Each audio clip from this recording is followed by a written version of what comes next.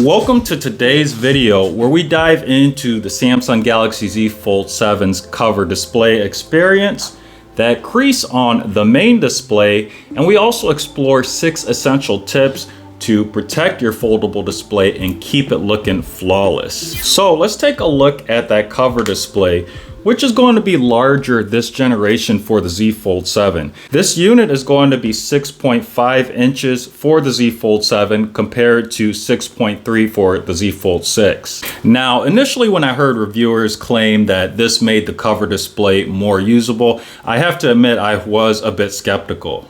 However, after using this device for a few weeks now, I can confirm that it is an improved experience. In fact, I'm using the cover display more than I ever have compared to previous Z Fold generations. And running 2 apps simultaneously is a noticeably better experience this time around. I especially enjoy using the Z Fold7 in this orientation when viewing my AI-inspired workout while running the stopwatch app during training sessions. That said, things can still feel cramped on this cover display compared to that main display experience. That is when you have the device unfolded and it creates this mini tablet experience, portable for on the go.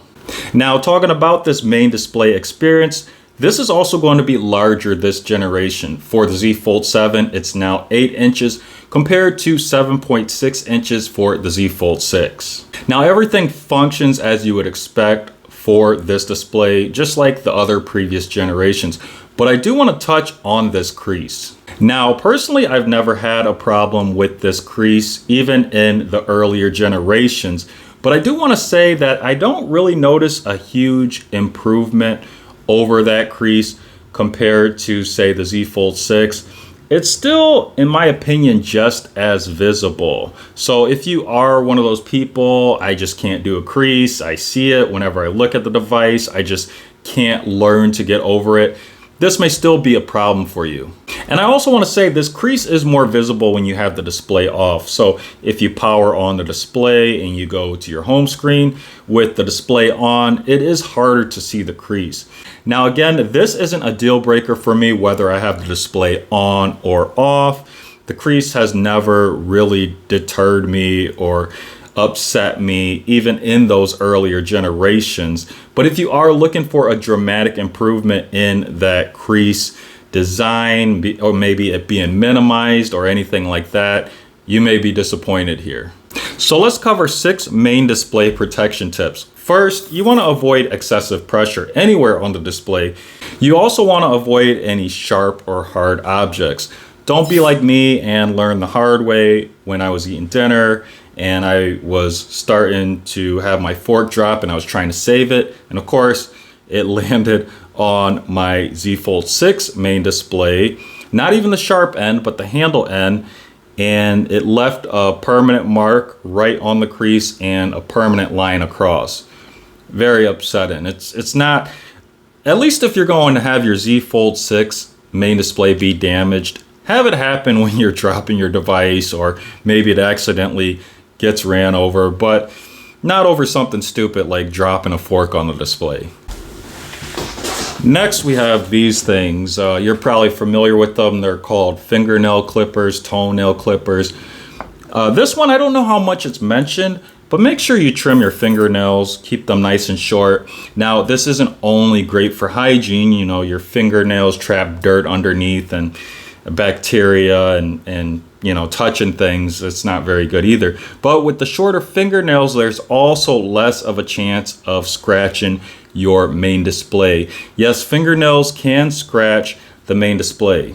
Now, this next one is a bit odd. I can't say that it's proven, but there is the idea of enabling display protections. So for example, you can enable the extra dim setting, which I've done in another video. There is a tutorial for that, and you can click the card in the corner of this video. Now, the idea is with that extra dim setting, you will reduce strain, possibly on your eyes, but maybe even the display. And that may also reduce heat that the display may produce if compared to it being extremely bright. Next, you definitely want to avoid extreme heat with this device. Generally, we're thinking you don't want to leave it in your car, especially this time around in August on a very hot summer day. The idea is that that can compromise these adhesive layers. It can compromise how this display protector that's on the main display adheres to it. It could increase the chances of that main display protector bubbling up or separating, probably starting at that crease. That would be very problematic. So yes, you want to keep this device out of direct sunlight and avoid leaving it in hot cars. And this isn't only good for the main display. This is overall good for any device. It's going to reduce your chances of overheating, draining your battery faster, reducing battery performance, anything like that. And lastly, you want to clean this main display. Now this can be done with a microfiber cloth and glass cleaner. And this kind of goes along with trimming your fingernails as well. This cuts down on bacteria. But the idea is also, if you clean this main display regularly, you're going to get rid of the debris that may scratch that main display or may be squished into the main display when you fold this foldable portion. Yes, when you fold the Z Fold, it acts like a sandwich, and you don't want to sandwich dirt in between your Z Fold and create a dirt fold sandwich. That doesn't work well. Now, the good news is that this main display does have a serviceable display protector. That means if it does get damaged, you can remove the display protector and install an aftermarket unit. However, I'm going to go on the record and say that this is challenging. It's not for the faint of heart. I'm going to rate that procedure at a 7 out of 10, 7 being on the more difficult side. Now, I have successfully replaced the main display protector on my Z Fold 6 before it was damaged, but this does require precision, practice, and you're probably going to run through at least several display protectors trying to learn how to do this.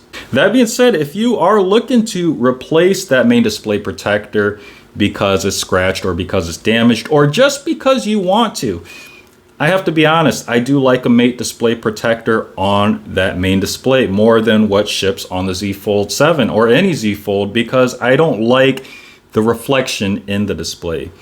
But I'm going to wait this time around and wait until that main display protector gets scratched, and then I will attempt to replace it.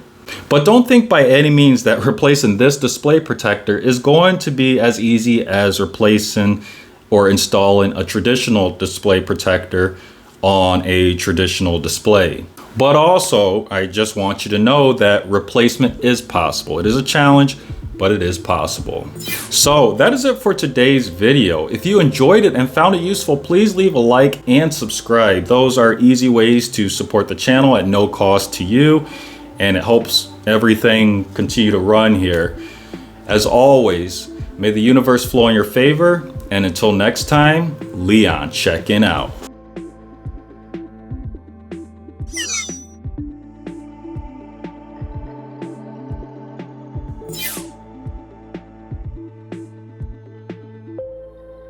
You